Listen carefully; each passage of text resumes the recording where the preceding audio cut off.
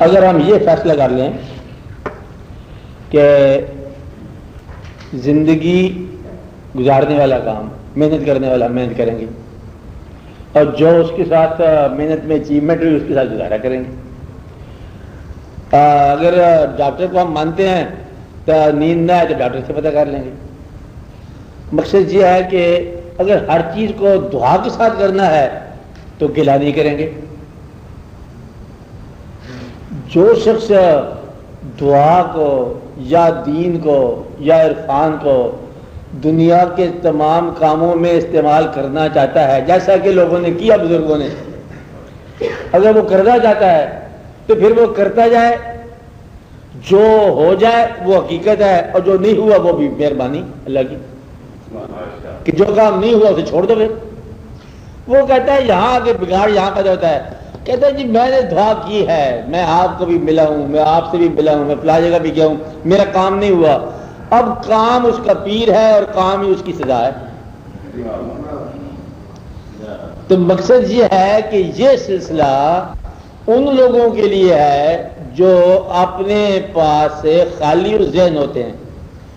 ہاں اس سلسلے کو ہم اپنی مرضی سے نہیں چلا سکتے، یہ سلسلہ اپنی مرضی سے چلائے گا۔ اب یہ فیصلہ کرنا ضروری ہے آپ لوگوں کے لیے کہ آپ اس طاقت کو، یہ گھوڑا نہیں ہے، یہ سوار ہے۔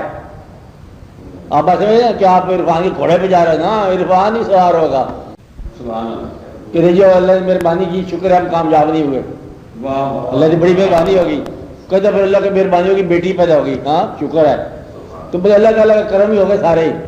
مقصد یہ ہے کہ اگر اللہ آنسو دے آپ کو تو پھر آنسو عرفان ہے، اللہ خوشی دے تو خوشی عرفان ہے، اور اگر اللہ کو تم لوگ بار بار ہی مطلب رائے لینا شروع کر دو تو پھر وہ عرفان نہیں استعمال ہوتا اس کام میں، پھر آپ دنیا دار ہو اور دنیا کے لیے دین کو استعمال کرنا چاہتے ہو، بڑے ظالم آدمی ہو۔ ہونا یہ چاہیے کہ دنیا کو دین کے لیے استعمال کرو، اور تم دنیا کے لیے دین کو استعمال کرنا چاہتے ہو، یہ ظلم جو ہے نا یہ بڑا نقصان ہوگا۔ کہ چلو نماز پڑھ لیں، کیوں؟ کہتے ہو ضرورت ہے تھوڑی سی دنیا کی۔ مقصد یہ ہے کہ نماز تو آپ کو ضروریات نجات کے لیے ہے نا۔ پھر آپ یہ کہیں گے کہ یہ تو حکم ہے دعا کرنا، او حکم تو ہے دعا کرنا، اللہ تو کہے گا دعا کرو، لیکن اللہ جب بار بار ہی تم زور دو دنیا میں ٹھہرنے والے واقعات کرو تو اللہ کا کہے گا کہ لو جی تسی بدلے دعا کیا کرو، مانگا کرو ہم سے، لیکن عرفان کا دعویٰ تو نہ رہ گیا نا، کیونکہ عرفان کے سفر پر تو بہت ساری ضروریات چھوڑ کے نکلو گے۔ کون آدمی نہیں یہ کہ جانتا کہ وقت پر سونا صحت کے لیے اچھا ہے نا بات، کہ انسان سو جائے، اور جس کو شوق ہوگا وہ سوتا نہیں ہے۔ اب اس کو مجبور نہیں کیا ہم نے کہ تم رات کو جاگا کرو، وہ بھی جانتا ہے کہ صحت کے لیے ضروری ہے وہ، لیکن تیرا خیال جگائے تو کیا کروں۔